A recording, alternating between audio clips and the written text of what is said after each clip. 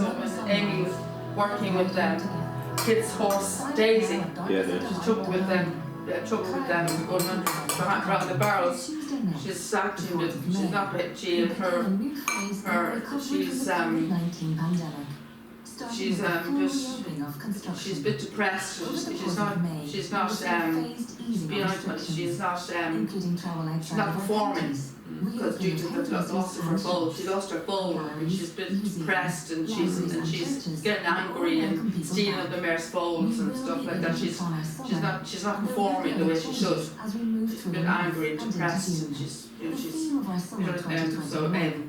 Ty suggests kids, why don't you bring her to Amy to work with her? So she brought her to Amy. So I'm coming up to near towards the episode, the strangles. Because kids' horse Daisy was at a rodeo where other horses contracted strangles, and Daisy was there. Daisy was in the rodeo where other horses were affected by strangles. And Daisy came to Heartland. So due to her arriving to Heartland, she affected Heartland's horses. So we're coming up to that episode of the strangles. And Pegasus was very badly affected. Remember Pegasus? Tim's horse. Pegasus' horse didn't make it, remember? But he was more worse affected because he's the oldest horse on the ranch. He's more worse affected. See, if a disease like that affected a horse of his age, he would have less chance of survival.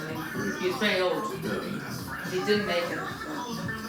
It chokes, see, the strangles chokes. It goes into their, their air. What they call it, it blocks their air and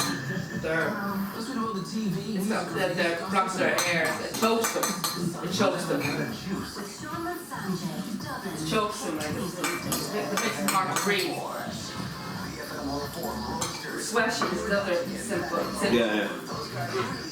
Driving around the city, their new hottest five-door hatchbacks. But over the next few weeks, we need to follow the rules. The FM 104 Roasters will be back. So as soon as it's safe, there'll be more reps than ever with Dublin's music station, FM 104. Is it the horse who's strangled to death? The kind of choking. Choking, That's what it's like, It was not treated, they could kill them. If they captured early, I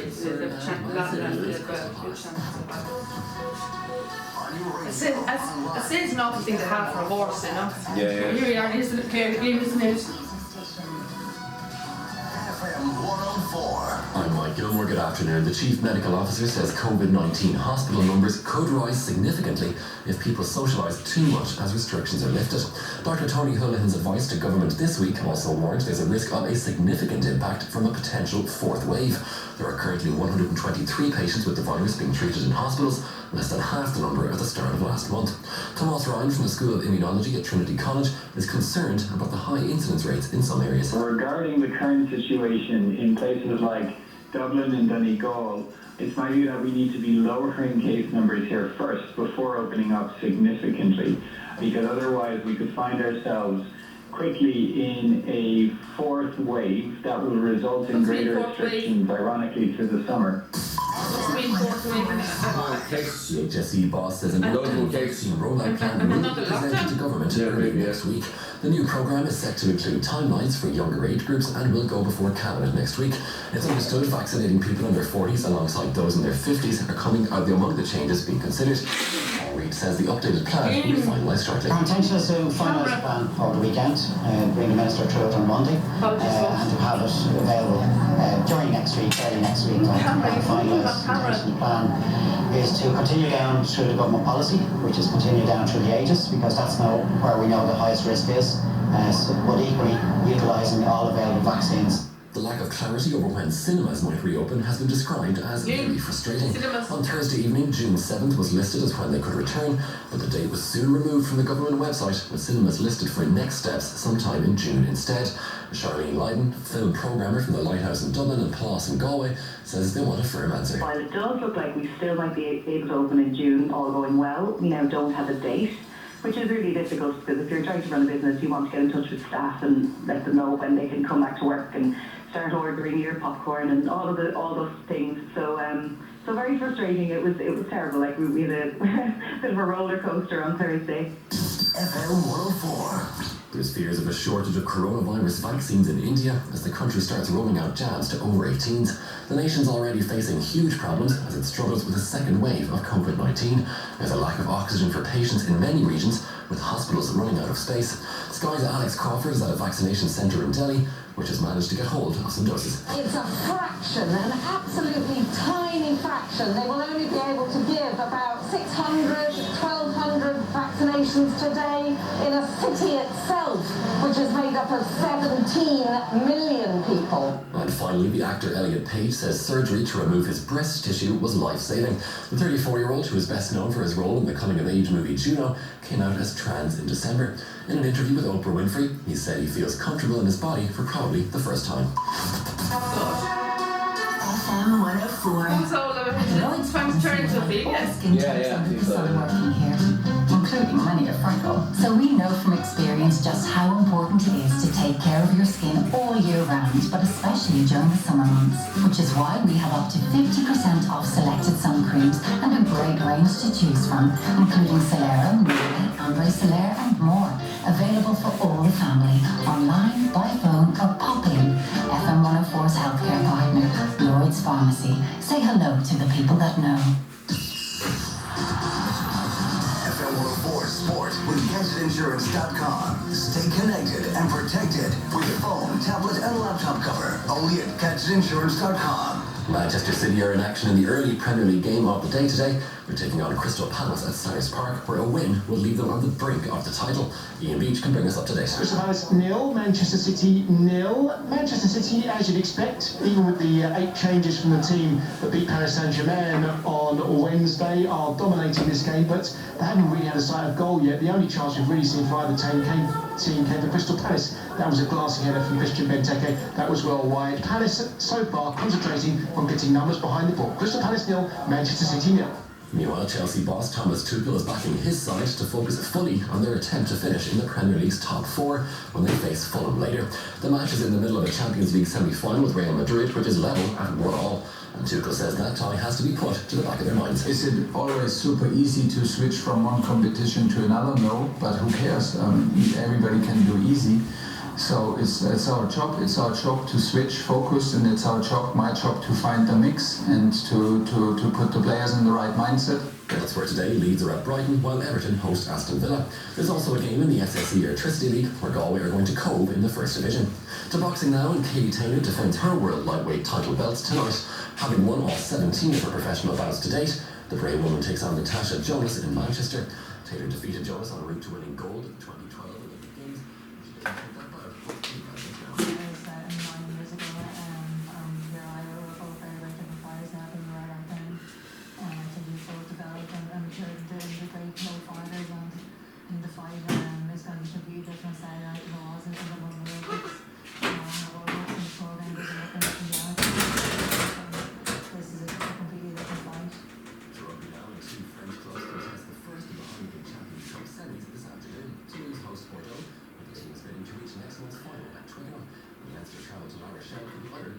Ian, did you use the stopper?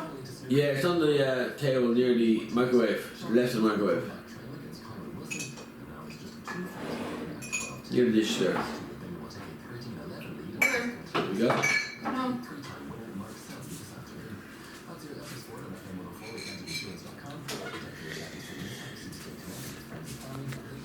You see it from here.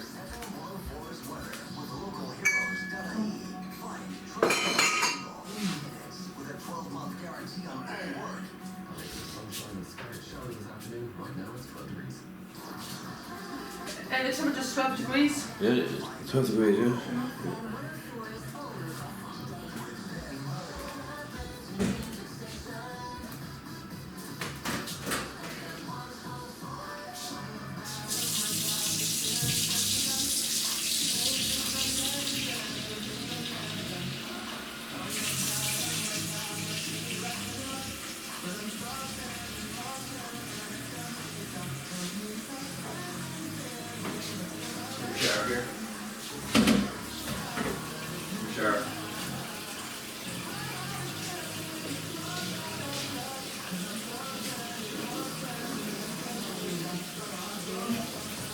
boy. The chocolates went under his ear.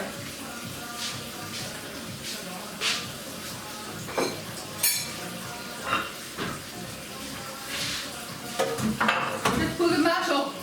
Ollie! Will you label that? Will you title that video that you uploaded last night? You didn't title it yet. Title the video that you uploaded last night. You turn that far off, I'm not using it.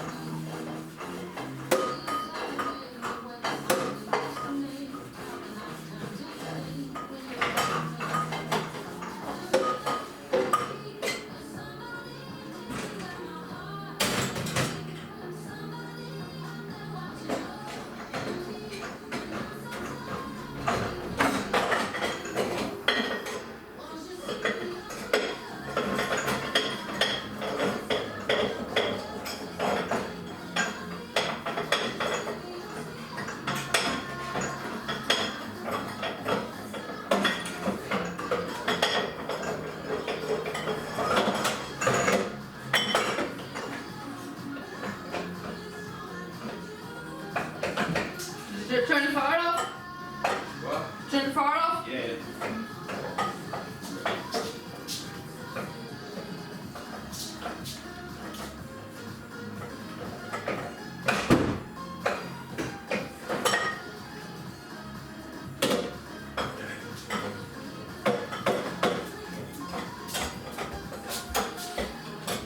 Tight it, yeah? Yeah. The fire's off? Yeah. Okay. I'm not using it, just...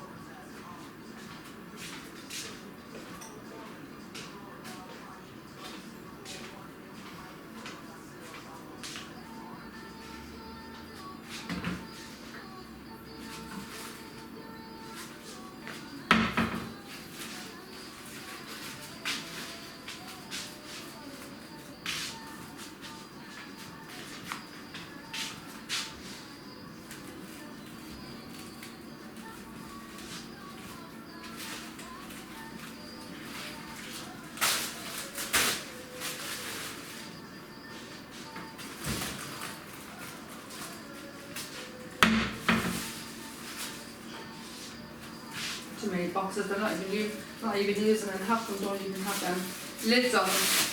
Too many, there's too much stuff in that place. There's really too much stuff in there, too much stuff.